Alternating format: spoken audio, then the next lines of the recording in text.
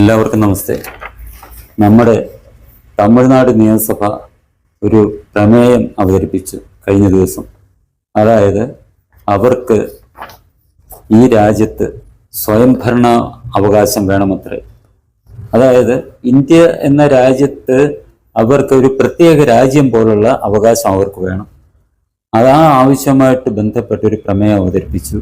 നിയമസഭ അത് പാസ്സാക്കി കഴിഞ്ഞാൽ ഇത് ഗവർണർ അംഗീകരിക്കത്തില്ല, രാഷ്ട്രപതി അംഗീകരിക്കത്തില്ല. ഈ രാജ്യത്ത് വിഘടനവാദം നമുക്ക് അംഗീകരിക്കാൻ കഴിയില്ല. അതുകൊണ്ട് കേന്ദ്ര സർക്കാരും അംഗീകരിക്കത്തില്ല എന്നുള്ളത് കൊണ്ട് എന്താണ് സംഭവിക്കാൻ പോകുന്നത്?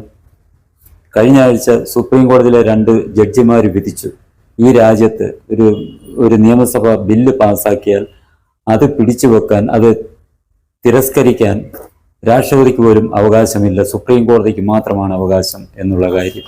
അതിന്റെ തീരുമാനമെടുക്കുന്ന സുപ്രീം കോടതിയാണ്. ഇങ്ങനെയൊരു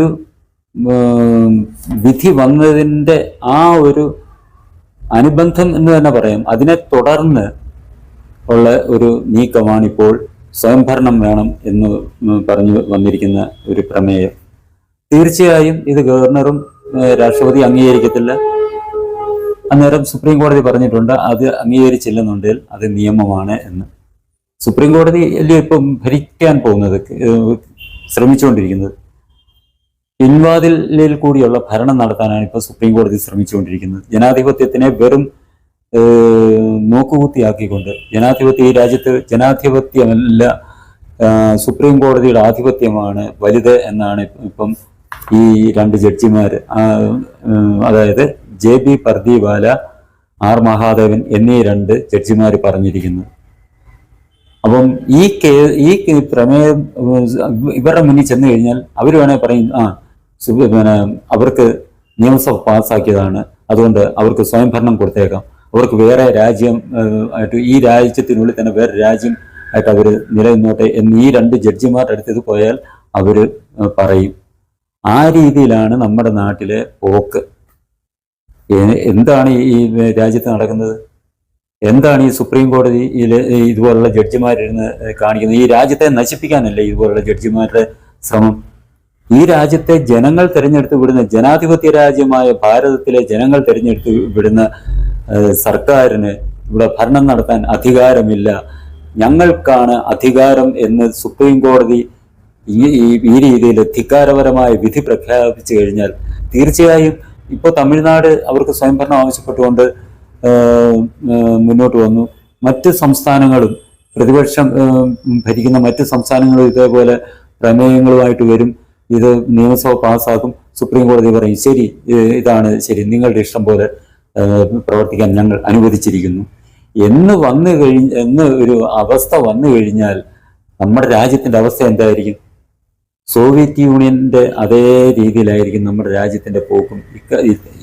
ഈ രീതിയിൽ മുന്നോട്ട് പോയാൽ ഈ സത്യത്തില് ഇങ്ങനെ ഈ 2 ജഡ്ജിമാര് അത്തരം ഒരു വിധി പ്രഖ്യാപിച്ചപ്പോൾ, അവർക്കില്ലാത്ത അധികാരം അവർ പ്രയോഗിക്കാൻ ശ്രമിച്ചപ്പോൾ സർക്കാർ ചെയ്യേണ്ട കാര്യം എന്താണ്? ഈ ജഡ്ജിമാരുടെ പഠന സമയത്തുള്ള ഇവരുടെ രാഷ്ട്രീയത്തെക്കുറിച്ച് അന്വേഷിക്കണം, CBI കൊണ്ട് അന്വേഷിപ്പിക്കണം.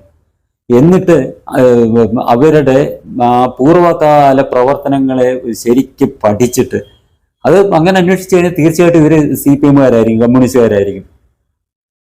അവരുടെ ഒരു രാഷ്ട്രീയമല്ല നമ്മുടെ ഭാരതത്തിൽ, ഈ ജനാധിപത്യ രാജ്യമായ ഭാരതത്തിന് ആവശ്യം എന്നുള്ള കാര്യം സർക്കാർ അന്വേഷണം നടത്തി ജനങ്ങളെ ബോധിപ്പിക്കണം.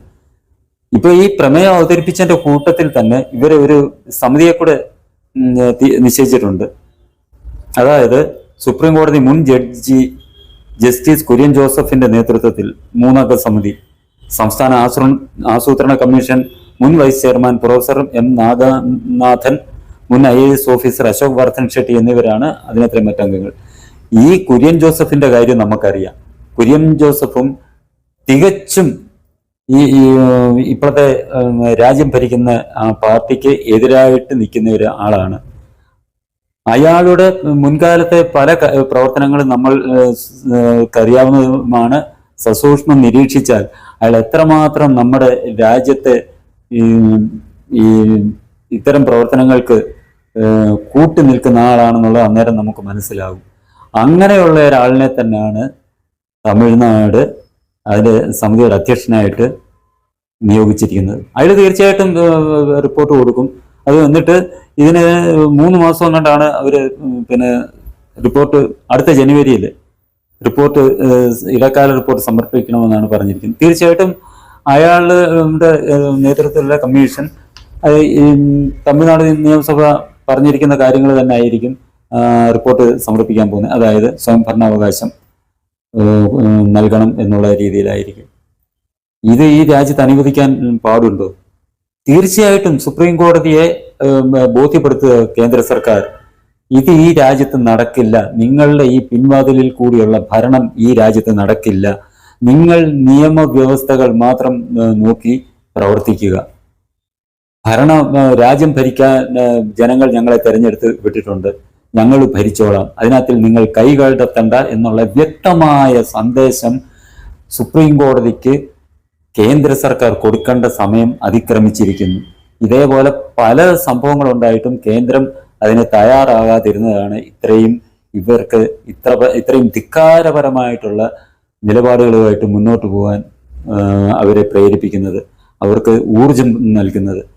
കേന്ദ്ര സർക്കാരിനെ കുറ്റം പറയുന്നില്ല, ഞാൻ പറയില്ല. കാരണം അവർ വിചാരിക്കുന്നത് കോടതിയുമായിട്ടൊരു ഏറ്റുമുട്ടൽ വേണ്ട എന്നുള്ള ആ ഒരു ചിന്താഗതി കൊണ്ടായിരിക്കാം കേന്ദ്ര സർക്കാരും കുറച്ചൊക്കെ സംയമനം പാലിച്ചു നിൽക്കുന്നത്. ഇനി ആ സംയമനം പാലിക്കുന്നത് നിർത്തണം. ശക്തമായ നിലപാട് സുപ്രീം കോടതിയെ അറിയിക്കണം. നിലപാട് തന്നെയല്ല, ഇങ്ങനെ ഈ ഭരണത്തിൽ കൈകടത്താൻ പാടില്ല, ഇതേപോലുള്ള കാര്യങ്ങളിൽ നിങ്ങൾ അഭിപ്രായം പറയാൻ പാടില്ല എന്നുള്ള ഒരു താക്കീത് തന്നെ സുപ്രീം കോടതിക്ക് കൊടുക്കാൻ കേന്ദ്ര സർക്കാർ തയ്യാറാകാൻ കഴിഞ്ഞില്ലെന്നുണ്ടെങ്കിൽ നമ്മുടെ രാജ്യം ശിഥിലമാകും. സുപ്രീം കോടതി ഇതേപോലുള്ള ഈ മുമ്പ് പറഞ്ഞ പോലെ രാഷ്ട്രപതിക്കും ഗവർണർക്കും രാഷ്ട്രപതിക്കും ഒന്നും, ഈ രാജ്യത്തിന്റെ തലവനാണ് രാഷ്ട്രപതി, ആ രാഷ്ട്രപതിക്കും അതിനുള്ള അധികാരം ഇല്ല എന്ന് വിധിച്ച് ധിക്കാരപരമായ ഒരു വിധി പ്രഖ്യാപിച്ച് അത് നടപ്പാക്കാൻ ശ്രമിക്കുന്ന സുപ്രീം കോടതിയെ കാര്യങ്ങൾ പറഞ്ഞ് ബോധ്യപ്പെടുത്താൻ കേന്ദ്ര സർക്കാർ തയ്യാറാകണം. ജനങ്ങളുടെ മുന്നിൽ ഇക്കാര്യങ്ങളുമായി സർക്കാർ ജനങ്ങളെ സമീപിക്കണം. കാരണം ഈ ജനങ്ങളാണ് ഈ സർക്കാരിനെ തിരഞ്ഞെടുത്തിരിക്കുന്നത്. ആ ജനങ്ങളെ തന്നെ ഈ കോടതിയുടെ ഇത്തരം നിലപാടുകൾ പറഞ്ഞ് മനസ്സിലാക്കി കൊടുക്കണം. ജനങ്ങൾ തന്നെ ഇങ്ങനെ ജനങ്ങളുടെ മുന്നിൽ ചെന്ന് ഈ കാര്യങ്ങൾ ചെന്നാൽ കോടതിക്ക് തന്നെയാണ് നാണക്കേടുണ്ടാകുന്നത്. ജനങ്ങൾ സുപ്രീം കോടതിക്കെതിരെ തിരിയും. ജനങ്ങൾ സുപ്രീം കോടതിക്കെതിരെ തിരിഞ്ഞാലുള്ള അവസ്ഥ എന്തായിരിക്കും?